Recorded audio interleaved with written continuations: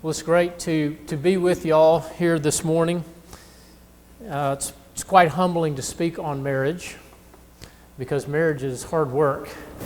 And I've been working on mine for about 30 years. So people say, when did you finish working on your marriage? I'm like, not done. Got up this morning working on my marriage. It's very challenging and very rewarding as well. Beth, my wife, we've been married 30 years this summer. We have 2 grown children and 1 5-month-old granddaughter, which has been a blast. So excited about that. Someone shared this with me. I was teaching on marriage recently, and someone shared this with me, which was quite humorous. I thought I would pass it on. Y'all are familiar with the Andy Griffith Show that ran for years and years. This is from that show, but someone made the observation. It just dawned on me why Mayberry was so peaceful and quiet. Nobody was married. Here are the single people that come to mind: Andy, Aunt Bee, Barney, Floyd, Howard, Goober, Gomer, Sam, Ernest T. Bass, and the Darling family. In fact, the only one married was Otis, and he stayed drunk. Man, there's something to that, you know. So marriage is hard work. I've titled this seminar, which is one part this week, and then part 2 will be next week, which I hope you come back for. The marriage you really want, the art of connection. And that's a big buzzword these days, connection. But it really is all about that in our relationships, particularly in our marriage. It's about connecting deeply. And when we do that, we tend to have very satisfying relationships. Someone said, marriage is made in heaven. So marriage made in heaven. That may be true, but let me tell you where it's worked out. Right here. This is where we do the work of marriage, and it is challenging and rewarding work. In my work for 25 years, some on pastoral staffs and with men's ministry, I've had the privilege of officiating a good many weddings. No couple I've ever officiated their wedding walked down the aisle to the altar and said, we are shooting for a completely average marriage. We just want to survive this ordeal. Nobody does that. Everybody starts and says, we are so in love and we're different than anybody else. Not really. But I just appreciate the sentiment. Everybody's excited about marriage. They're excited about the connection. They're excited about the possibility. They're really excited about 2 significant needs being met that we'll talk about in just a minute. So in a group this size, some of you this morning are here and you're saying, I'm interested to hear a little bit more about marriage. Some things I could probably pick up. Great. A little bit of coaching. Fine. Some of you may be saying, I've got some disappointments in my marriage and could probably use a little bit of help. Some of you would be saying, I have some really deep hurts in my marriage, and right now it is not going in the right direction. And some of you may be saying, if we don't fix something in soon, we're not going to make it. So there's all that level, and I meet with folks all the time at various stages of that in my counseling. Here's the great news. The principles I'm going to be sharing with you today and next week, they're principles and then some practices, heavy on the principle end today, heavier on the practice end next week. But they're biblical. They're based on truth. They work. And, people fall in love. We use that phrase, fall in love. People fall out of love. People can fall back into love. And we'll talk a bit about that. 3 main points I want to cover today, and they're these. First of all, I want to talk about the differences between men and women's brains and how they're wired. We really think differently. You've discovered that. We'll talk a little bit about neuroscience. It's really interesting. And then we'll talk some about God's design for deep satisfaction in marriage. Kind of a big picture view, but how has he designed this? And he has designed it for deep satisfaction. And then the last point I want to talk about this morning is the idea of conflict and connection, blessing or curse. And we'll spend more time on that next week. 2 things I'll try to do this morning is I'll talk about a principle, what I would call theology, a principle, a concept, and then we'll look at, how does that work itself out in our relationships? Okay, I got the idea, now what does that look like? We always want to kind of cover those 2 things. Let me pray and we'll jump into our first point. Father, I would ask that you would give great clarity this morning. I pray that you would give me a real freedom of speech and that the message would come through clear, that your words and truth would be held out in a way that is very winsome and helpful and encouraging for us, your people. And I pray this in Christ's name. Amen. All right, first of all, let's talk a little bit about the difference between male and female brain chemistry and wiring. It's really interesting. There's a neurologist named Dr. Daniel Siegel, who's a leading neuroscientist. He asserts that the human brain is probably the most complex thing in the universe. That is quite a statement. You think about quasars, black holes, there's lots of things in our universe that are complex. He would say the human brain is the most complex. We'll give you a few statistics, but before I do that, I want to talk a little bit about numbers to kind of give a frame of reference.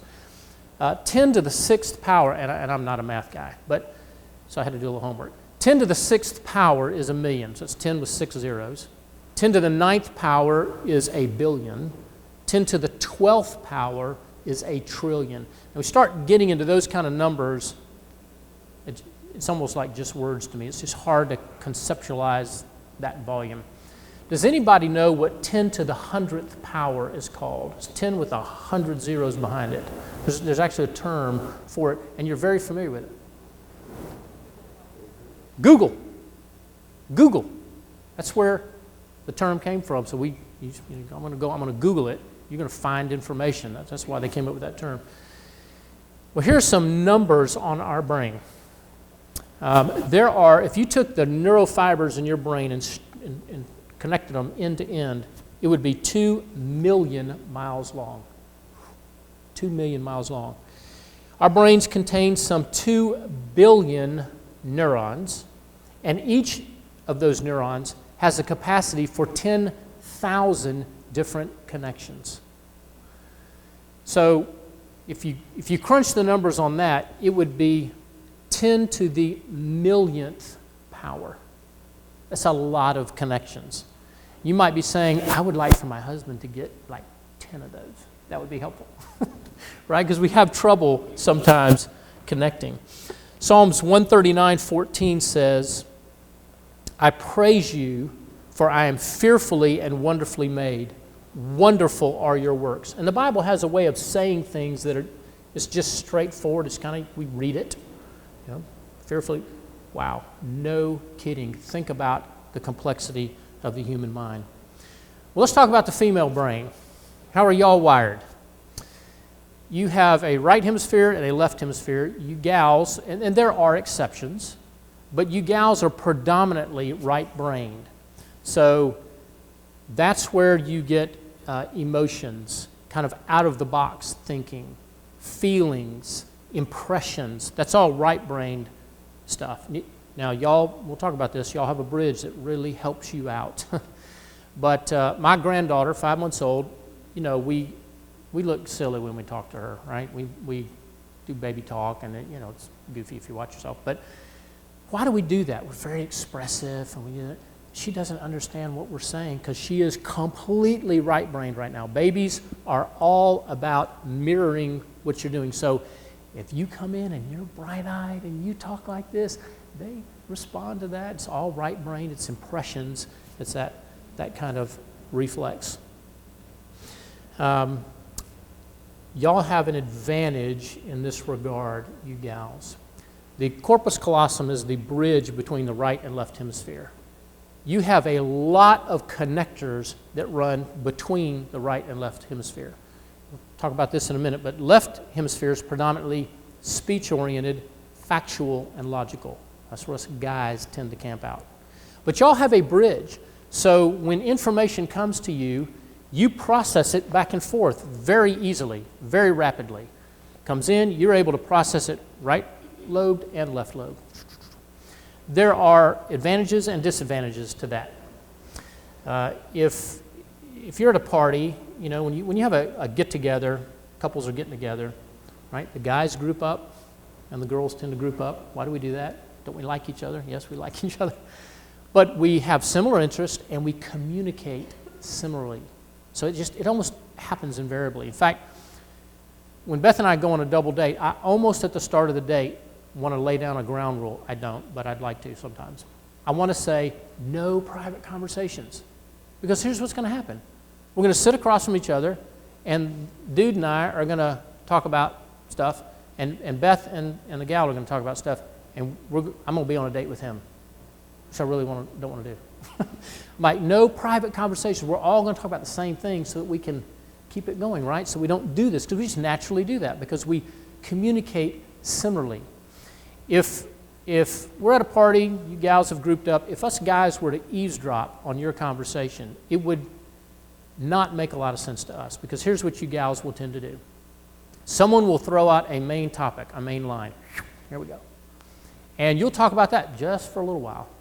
And then someone will introduce a completely new topic. And you'll stay on that for just a moment, and before it's over, within a span of a few minutes, there are 5 main topics on the table, and y'all will revisit them. And by the time it's done, you kind of come around, and before it's done, you kind of go, well, yeah, I kind of see it. It's like an intricate spider web. Yes, I see it. Wow, us guys, we don't do that. That's confusing to us. We can't track with that many topics because we don't have the bridge that enables us to do that. Y'all are better at multitasking because of that bridge in your brain. So you can just go back and forth. If I'm watching a sporting show, Beth, my wife, will come in and she'll start talking to me. And here's what I'll do. I'll pick up the remote and I'll go, pause. And I'll look at her and she'll say, oh, you don't have to pause that. Yes, I do. I can only pay attention to you or to that show. I cannot do both at the same time. I can't. I'll miss one of you, right? She would never push the pause button. She just thinks that's crazy. Just pick back up with it. Can't do that because she has the bridge. I do not. Well, there are pros and cons that come with that. Here's some of the pros for you gals that us guys need to really appreciate. One, you're more holistic in your thinking because you process both hemispheres. You get a big picture, more holistic. Women's intuition, not as mysterious as we like to make it sound in culture. It's the bridge thing. You're just processing with your whole brain. If Beth and I are having a bad day, she might say, you're half-brained because I'm camped out over here on the left. She's more holistic in her thinking. She can empathize better. Us guys, your husband has trouble empathizing in general because empathy comes from seeing the big picture, seeing the points that you can kind of agree with, even if you don't overall agree with the point. You can empathize with that person. You women are usually much better at that. Us guys, we don't. It really takes a lot of effort for us to empathize. If I don't agree with somebody, I don't do this. I go, and it's challenging, especially in your communication in marriage, because it's a lot of room for empathy in marriage, even if you don't agree. And I talk with men, I'm like, you need to build an empathy box in your mind, guys. You need to build an empathy box. You do not have to agree with the conclusion to empathize with the person and validate them. You women know exactly what I'm talking about. Us guys go, why would I empathize with somebody if I don't agree with them? That's just how we think. What are some downsides to y'all's way of thinking? Some downsides would be you can tend to change your mind more. Why? Because a new information just got introduced, and if a new piece of information gets introduced, y'all will tend to rerun it through the whole grid again, start to finish. That's how you process it. So, you can change your mind. You can be a little more unsure of your decisions from time to time. Question them more. So, Beth might come up and she might say, we've had this conversation, we concluded it a couple days ago, and she'll come up and she'll go, I was thinking about that. Are you sure? What do you really think about that? I thought we already decided that. Yeah, but I'm just thinking. Something has triggered and she needs to rerun it through the whole grid, and it would be wise of me to encourage her to do that instead of try to say, we've already talked about this. I don't want to repeat this conversation, right? Not very empathetic. Well, how about for the guys? So that's you gals, and there's pros and cons to the way you think. For us guys, we are predominantly left-brained, and we don't have the amount of connectors bridging. So we have more connectors interlobed in that side. So detailed, on point, logical, right? All of those things make sense to us because that's left brain stuff. Speech and words, which over 75% of communication is nonverbal. It's almost hard for me to grasp because I put such a weight on words. I'm left-brained. But there's a whole lot more to communication than just the words. But us guys are predominantly left-brained, and for us to shift gears and move over to the right side, it is effort. It does not happen fluidly like it does for you gals. So we can get stuck over on the left side. If you were to eavesdrop in on that group of guys and their conversation at the party, it doesn't look like a spider web. It looks like a knotted rope. So here's what it would be. Somebody would say, hey, what'd you think about the ending of that Super Bowl? And all the guys would talk about that. Nobody would introduce a new topic. And we'd talk about it, decide, argue it back and forth, make some point. And then we'd come to a conclusion, tie a knot, and then someone would throw out a new topic, okay? And then we'd all pitch in on that. So it's like a linear rope. That's how we talk. And we just don't do the big picture like y'all do. There are pros and cons to that as well. What are some of the pros? Some of the pros are we can stay on point. That's the hill I'm taking right there. We're on point. We're on it. It takes a lot to get us off of that. We don't let a lot of variables cloud the direction. Now, that has some downsides as well, but it can help us stay on target. We don't tend to change our minds very easily or as much. Like, I've already thought about that, made a decision. It's going to take a lot to move me off of that, unfortunately, right?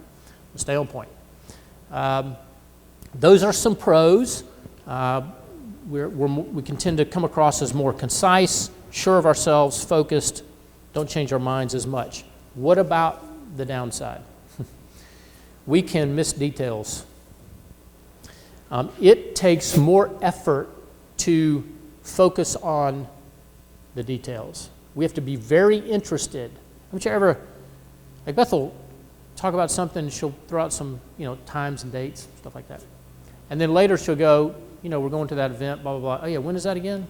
I told you it was something. She has the details. I'm like, well, it just didn't grab my attention, so I just didn't focus on the details. And I can't remember what the time was. So she has to redo it. It can be frustrating for her, understandably so. We are less empathetic, like I mentioned. We don't tend to get what you're saying if we don't agree, and that can be very challenging in a marriage. Here's the good news. God has designed those differences on purpose so that 1 + 1 can equal 5, not 2. When you're working together and you're appreciating the differences instead of pushing back against them, wow, can make some really good, solid decisions. On that logical end, here's some ways it can look in real life. Beth and I have been married for about, maybe a year and a half. And here's how a typical conversation might go early on. I asked her, I'm thinking about such and such, blah, blah, blah, decision. What do you think about that? And she said, I don't have a good feeling about that, right? Feeling. I don't have a good feeling about that. What was the next thing out of my mouth? Why not? Because that's logical. What are your reasons? You must have a list of reasons to have decided that. Oh, no, she doesn't. Because she said, I don't know. I just feel that way. And then I gave her the non-affirming, non-empathetic, pejorative look, which was like, right?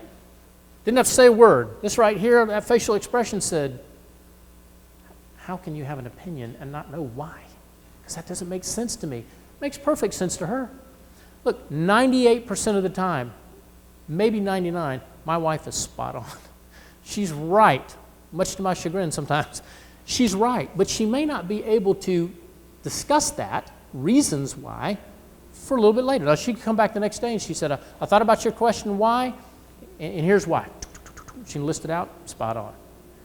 But she's able to just get a general feeling because she's got that bridge and she's going back and forth. It's to my benefit to go with that and not fight it.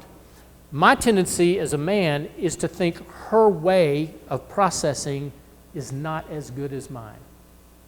And her tendency as a woman is to think he's half-brained. His way of processing is not as good as mine. The truth is, they're both right. And we really need both to make the best of our relationship. Well, what does this mean for male and female communication? It means that we can literally be in the same conversation and hear two different things. I know you've never experienced that. Could be in the same conversation and hear something different. I'll give you an example from my life, and I don't know why I remember this so vividly, but I do. I was in high school. I'd finished with football practice. I walked in the door about dinner time. I had my helmet, my shoulder pads, and came walking in. And my mom looked at me and she said, "How was practice?" I said, "Great." And I said, this is exactly how the conversation went, "How long till dinner?" And she said, "I'm going as fast as I can. It shouldn't be much longer." Great. But how long? I mean, 5 minutes, 10 minutes. I got a little bit of a late start. I'm sorry about that, but it'll be done as quickly as I can. What are we doing? We're both speaking English, but we are not connecting, right? She is whole-brained. She looked at me. She read into some things. She looked at me and said, "He is sweaty, hot, he looks tired, and he just asked me what time dinner is. How long till dinner? He's probably very disappointed that dinner's not ready." Nope. That's not what I said. It's what she inferred, right? What I said was, "How long till dinner?"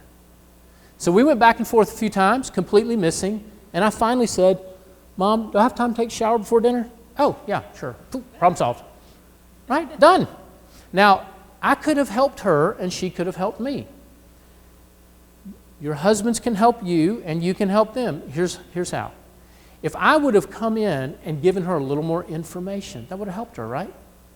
Wouldn't that be nice, ladies?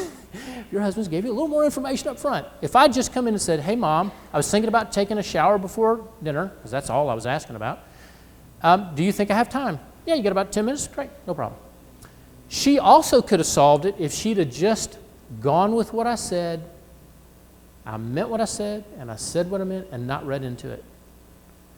"How long till dinner?" 10 minutes. Great. Nope. Problem solved. Either way, but we kept missing, and it got more frustrating as we went, right? Gals, please do not read between the lines of what your husband says, because there's nothing there. It's blank space. I tell husbands, please read between the lines with your wife. Ask some questions, because there's more to it. You need to draw some things out. Don't just take it at face value, because we communicate very differently, and we could really help each other. Let me move on to just a little bit of neuroscience there. Next week, we're going to get into some very practical application of what that means for communication, connection, and conflict, and how those interplay. Well, let me go to my second main point this morning, which is God's design for deep satisfaction in marriage. That's a mouthful, and I've got about 10 minutes on this point. So I want to give the main meat of it in this. Here's the question. What do you really want from your marriage? As I mentioned, couples never come down the aisle and go, "We just hope to make it. We're just shooting for a C." Nobody says that. What do we really want in marriage? And it's a God-given desire. We want deep connection. We want two main desires. And marriage can help display, mirror, and reinforce these two desires. And I'm going to give them to you. But they cannot produce them. Let me say that again. Two main desires that marriage can help display, mirror, and reinforce cannot produce them. Here they are: security and significance. You are designed with a God-given, voracious appetite for security and significance. That looks very different from men than from women, usually. When I meet with couples, and we'll talk about that in just a minute, when I meet with couples in coaching or counseling, if they come in for coaching, they're saying, we're doing pretty good, we just would like a little bit of help, I think we can fine-tune some areas, great. If they come in for counseling, they're saying, we've hit an issue, a roadblock, we're not able to work around it, we need some help there. Okay, here's what's happened. In one way or another, their security and or significance for one or both of them has been threatened. It's gotten threatened, and so now conflict is as a result of that, and they're needing help with that. So let's talk about security first. And with the guys, that word security, not such a guy term, but we desire it just as much. So safe, secure, however you want to say it.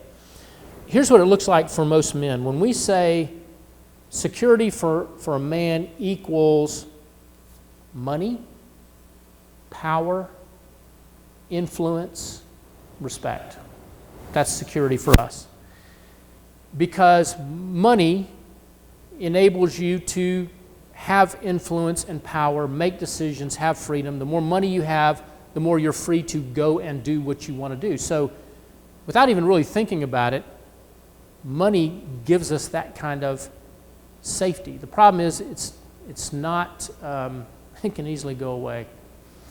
That's the problem with it. For you gals, I think when I say safe, I think y'all think more in terms of provision, being accepted, being understood, being valued. That's security, right? I feel safe when I feel, I would say, heard and understood. It's big on y'all's wheel, and understandably so. Well, things can come in and threaten that safety. And if your security or safety gets threatened, you're going to pull back and protect yourself. Can you imagine what one day of feeling completely secure and safe would look like? 24-hour period. If you experienced zero fear in any area of your life, physically, emotionally, spiritually, one 24-hour period that you were fear-free, that would be a great day, right? You would be the most yourself. You'd just be completely free. But boy, we don't tend to operate that way because we do have fear. Life gets in the way, particularly conflict. And because of the way most of us view conflict, we begin to feel unsafe. Small conflict, a little bit of fear. Large conflict, a lot of fear. There is a way to deal with that conflict and feel safe, and that really is going to be our focus next week. It's going to be very specific. But that's a little bit about the security, and that's a God-given desire and a need you have and I have. Second big need is significance, or to feel valued. And I think we tend not to feel valued unless we can feel secure and safe. Those two things tend to go together. So you think about in your marriage, you realize if you are not feeling secure and safe and valued in your marriage, then you're going to pull back. You're going to pull back from your spouse. So the question needs to be asked, where do your feelings of value come from? And I would say that most of us have struggled with that question. If not, it's probably just a matter of time. The sooner, the better. And I would say that the answer to that question, where do you get that feeling of value from, will determine the trajectory of your life. It's that important. For those of us with junior high, high school kids, my kids are grown, but for junior high and high school young people, wow, they are constantly evaluating their value, and it's based on things that can really not be that healthy. So here are some things that we tend to base our value on. Social standing, right? There are young people that if they don't get, I think particularly girls, If they don't get X number of likes on a Facebook post, devastating, right? That's kind of humorous, but not really if it's your child, right? You're like, hey, they really, like it wrapped them around the axle. They're not operating well tonight because they didn't get enough likes.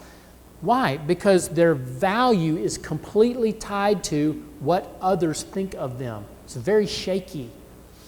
Social standing. We do that as adults as well, though, right? If you didn't get the invitation to that party that other people did, what? Right? So we do it as adults as well. Physical attractiveness. I think especially for you gals, our culture hammers y'all on that. It's just everywhere. There's a standard, and no one can live up to it. And it just puts massive pressure to be valued based on physical attractiveness. Money, power, influence.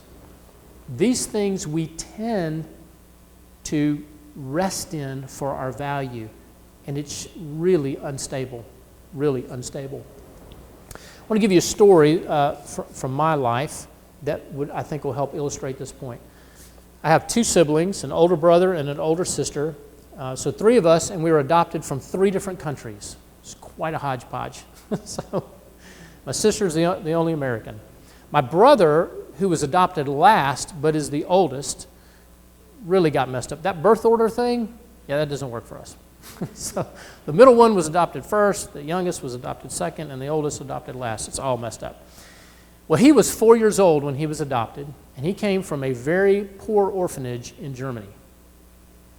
And he's a tall rascal. So if you look at us, people are like, y'all aren't brothers. Oh, well, we are. We grew up together. We were raised together. He's 6'5", very thin, and he was a big, tall German. His original name was Rolf Max Kammerl, nice German name. So we renamed him Scott.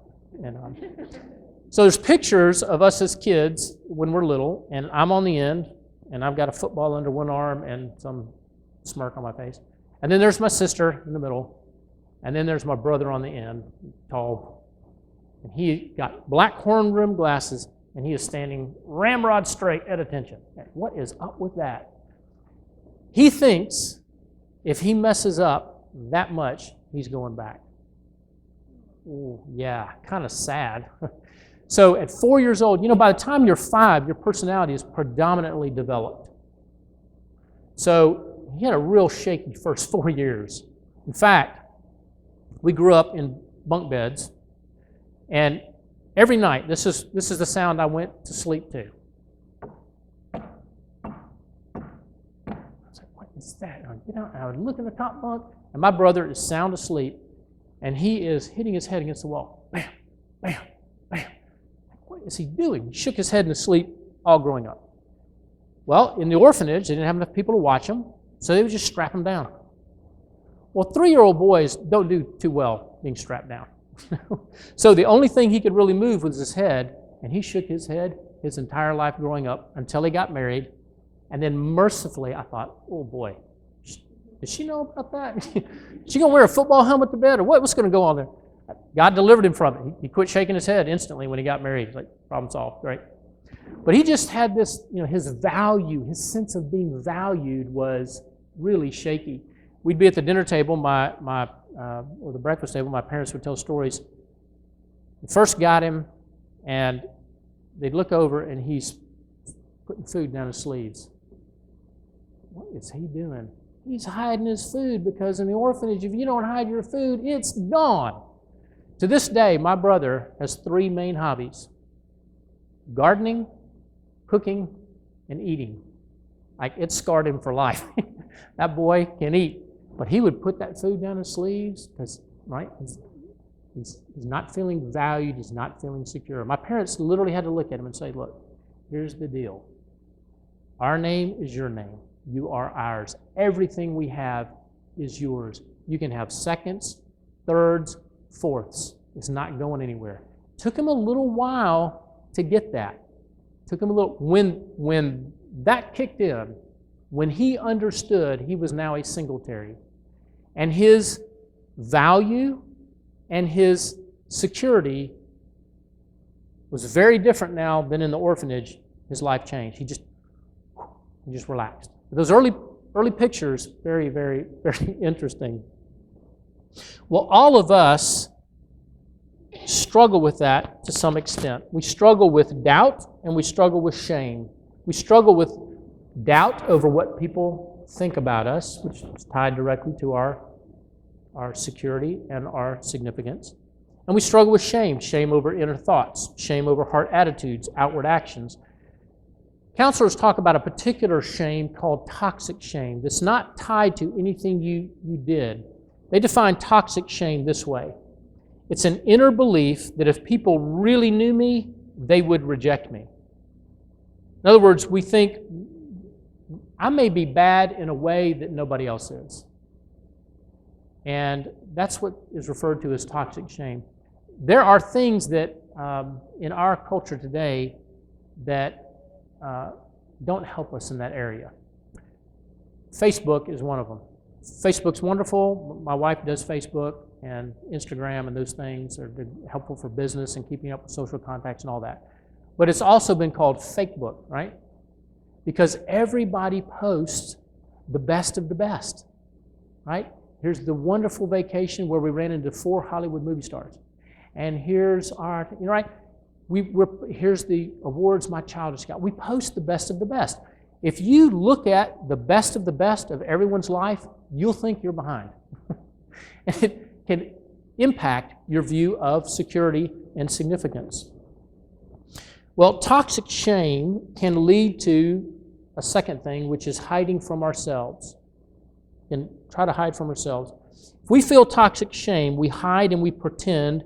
We try to be what we think others want us to be, lest we be rejected. Sadly, if I believe that I am only acceptable when I pretend to be who I'm not, I confirm to myself that I'm unacceptable, and the downward spiral continues. Y'all see that connection? We think everyone's doing better than we are. We think we need to pretend or pose then to be acceptable, to get security and significance. And the more we do that, the more hypocritical we feel and the worse we feel about ourselves. That can lead to a third thing, which is hiding from God, which is impossible to do, but we attempt to do it. We think, if God really knew me, surely He couldn't love me if He really knew me. Well, He does really know you, and He does really love you. But if we think He can't, then we'll try to do things to please Him. And it's just you get on a performance treadmill spiritually that's a no-win situation. Here's the great news. Christ came to solve that problem. I'm going to read just a couple verses out of Ephesians. This is Ephesians chapter 2, and really verses 1 through 10, but I'll skip a few of them in there. But listen to this. Is the freedom we have if our security and significance is rooted in something stable, not like money or physical beauty or social standing or power influence, because those can all be taken away very quickly. What if our security and significance was rooted in the truth of what God thought about us? That's a game changer. Here's what Ephesians 2:1 says, and some following verses. As for you, you were dead in your transgressions and sins in which you used to live when you followed the ways of this world. All of us also lived like this at one time, gratifying the cravings of our sinful nature and following their desires. And we were, as a result, objects of God's wrath. And then 2 words follow that. And Martin Lloyd-Jones, who's arguably the greatest preacher of the 20th century, said these next 2 words are probably the most powerful 2 words in the New Testament. And they are these 2 words. But God, right? So we have all dead in your transgressions and sins and under God's wrath. But God, being rich in mercy, made us alive in Christ even when we were dead in transgressions. It is by grace you have been saved. That is the gospel. That is the great news. If you know not only here, but here, that God loves you unconditionally and nothing you can do can mess that up, that is freedom producing. In a sense, for my brother, like Scott, he was all bound up until it sunk into him that I could really, really misbehave, and they're not taking me back to that orphanage. Like I have their identity, everything they have is mine, and I can't mess that up. It's as close to unconditional love as you'll get on this side, right? Adopting a child. And once that clicked for him, his life changed. It just changed. Same thing can happen for us. Let me make this statement, and I've said it before, but it's worth repeating. Marriage is meant to display the level of security or significance we have, not produce it. Our marriages are meant to display where our true security and significance are or are not. It is not meant to produce it. Too many times couples will come to me, I do a lot of premarital counseling, and you just can tell in their minds, which is very normal, he's thinking, if I can land her, she is beautiful, she's going to make me happy. And she's thinking, if I could just marry him, I will be secure and my whole life will change. Well, marriage is meant to mirror security and significance, not produce it.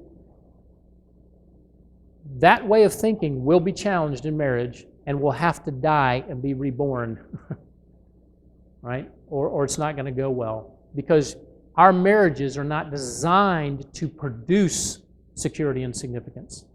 They're designed to mirror it and to reinforce it, but not produce it. Only the gospel can produce it.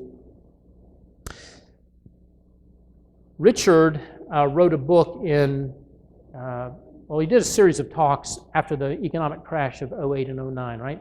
In Birmingham, I think Mountain Brook was the 10th hardest hit community in the nation per capita. A lot of people's bank stock gone. People's lives changed overnight. There were men that literally took their lives because where their security and significance was evaporated overnight and wasn't coming back. And there was no point in their mind, there was no point in going on. So he did a series of talks and then made it into a book, which has been widely used at the center and really throughout the nation, called The True Measure of a Man. And the whole book is about, hey, where is your security and significance? If it's not in the gospel, it's on shaky ground. If it's in money, which us guys tend to do, it's very shaky, very shaky. So God seems to use our marriages to reveal how we're doing there. How are you doing in the area of security and significance? Marriage is like a greenhouse that reveals the deficiencies. And that's a good thing. It's hard often, but it's a really good thing for us to, it kind of brings it to the top. Marriage has a way of bringing your deficiencies to the top. And that's what I tell couples all the time in premarital counseling. Yes, in love, yes, right, a lot of hope, yes. But I thought I was an okay guy. I thought, I'm not that selfish. And then I got married. Oh, wow. Oh, boy, did I realize I am really selfish, right? And then we had children. Crank it up again. You thought you dealt with the selfishness, but you got to deal with some more, right? Marriage has a way of just pushing those things to the top, which is a good thing if we're willing to embrace it. So marriage is God's premium environment to grow us, which is really, really good. So 30 years in and still going. All right, last point, and I'm going to wrap it up. And this is very short, but I think very powerful. Conflict and connection, blessing or curse. Well, it's kind of like a glass that's 50% with water, right? Is it half full or half empty? And the answer is yes. Your choice. How do you want to view it? I would like to view conflict as a blessing. Often it feels like a curse. And next week is going to be all about that very specifically. But let me say this statement, and when I share this with couples, they kind of look at me like, I think he got his words mixed up, but I didn't. Conflict is not the problem. And most of us hate conflict. Conflict is not the problem. Resolving conflict poorly, that's a problem. Here's what we do. We bundle those things. And we say, I hate conflict. But don't we really mean we hate the way we're doing conflict because it's not good? Conflict is from God. It is His way of saying, I need you to pay attention right here. That's a good thing. Unless we don't do it very well, and then it can be very damaging. And so we tend to bundle it and say, I don't like conflict. So I would like for you, particularly as we head toward next week, to think about unbundling those things. Separate them out. Conflict is of God. Poor conflict resolution is not, and it is damaging, and we want to avoid it. And next week we're going to talk about how to do that. Well, where do we get our view of conflict from? And then I'm going to share one illustration, and we'll be done. Your view of conflict comes from many different areas, but let me just point out three. First of all, how you view conflict is impacted deeply by your temperament. Your personality is predominantly formed by the time you're 5. You were born with a particular temperament. It's not going to change. How you were on the playground in 4th grade is how you are. It's how you are today. Now, we learn some, diplomatic skills. We smooth out some rough edges. But really, how you were in 4th grade is really how you are today. And so it's not a bad temperament. You have a temperament. It's God-given. But your temperament, some temperaments don't mind conflict at all. And some temperaments really get uncomfortable. It's just, a temperament deal. So that weighs in. Second thing is family of origin. What kind of family did you grow up in? If you grew up in a nice Italian family where everything was discussed very openly and loudly and passionately all the time, then you grew up thinking, what conflict? This isn't conflict. I remember one time my wife and I were having some Italian-type discussions, and I can't remember which one of our children, but they said, ooh, we don't like it when you all fight. We looked at them and said, this is not a fight. This is not a fight. We're just passionately discussing this, right? So if you grew up in a family that openly discussed, that's normal to you. What if you grew up in a family that never did that? You never saw your parents argue. So my parents never argued. They did, you just didn't see it maybe. And so nothing ever got loud, very quiet temperaments, and that was viewed as very good. Everything was calm. Then you grew up in a family that thinks that's normal. Well, can you imagine if a nice Italian married a nice, conservative, low-key family of origin person? Wow, they are really going to view conflict differently, and it's going to take some pretty significant adjustment. So temperament, family of origin, and then patterns. What works for you? We tend to resolve conflict in a way that works for us, and often it's not good. So if you get loud and get your way, then you tend to be loud because it works for you. If you withdraw and pull back and cold shoulder, and that causes people, what's wrong? What's wrong? That works for you. So we tend to do what works for us. All of those and other things come in and kind of frame how we view conflict. Next week, we want to look at a biblical view of conflict and very specific steps for resolving conflict well. I would call it the art of arguing well, and it is an art, and nobody gets that class in high school and college, unfortunately. It ought to be mandatory. All right, I'm going to finish with this illustration. There is an engineer up in North Alabama, I think he's in Decatur, and he works on projects, and he's got a welder that builds things for him from time to time. And he walked in one day, true story, walked in one day, and his welder said, I've made something for you. And he said, what did you make? He said, I've made a backwards bicycle. A backwards bicycle? What is that? Well, it's a regular bicycle, except I put an extra gear up in the handlebars, so if you turn the handlebars to the right, the tire is going to the left. And if you turn to the left, it's going to the right. Other than that, it's a normal bicycle. I said, oh, that's pretty cool. He said, well, I bet you can't ride it. He said, I bet you I can. He said, you want to put some money on it? He said, you cannot pedal that bike 10 feet. He said, I'm an engineer. I can juggle. I'm coordinated. I can ride that bike. He couldn't. He really got frustrated. He got so frustrated, he said, if it takes me the rest of my life, I'm going to learn to ride this bike. And so he practiced every day. You know how long it took him to ride that bike? 8 months. 8 months it took him before he could ride a bike. I've got a videotape of him, and he He's looking really unsteady. He looks like a 4-year-old out there trying to ride this bike, but he got it. And he learned to ride it, and he did it for about a year. And then he's on film, and he said, I'm in Amsterdam, the home capital of bikes, and I'm now going to attempt to ride a regular bicycle. And these college students that are around me looking at me like I'm crazy, and they're really going to look at me like I'm crazy because this is going to be difficult. He could not ride a regular bicycle after riding the backwards bicycle for a year. But it took only 20 minutes. In 20 minutes, he said, I could almost hear my brain go click. And I went over to the regular way, and then I could ride it. Now, the welder built his 6-year-old son a backwards bicycle. You know how long it took his 6-year-old son to learn to ride that bike? 2 weeks. Right? What's up with that? Young minds remap faster. We're going to talk about remapping next week. What is the point of that illustration other than being kind of interesting? Here's the point. Knowledge does not automatically equal application. The engineer got the concept. It's a simple concept. But just because he knew how it worked and understood that doesn't mean he could do it. Two very different things. As we get into next week and we talk about the art of arguing well, it is not enough just to know the information. That's important. We do need the information. But just because you know it doesn't mean you will be able to do it. It is going to require remapping your mind to resolve conflict in a way that enhances connection in your relationships, particularly your marriage. And it's not easy, and it doesn't happen overnight. Well, we're going to talk about that in detail next week. I hope you'll come back and join us next week. Let me pray for us, and we'll be done.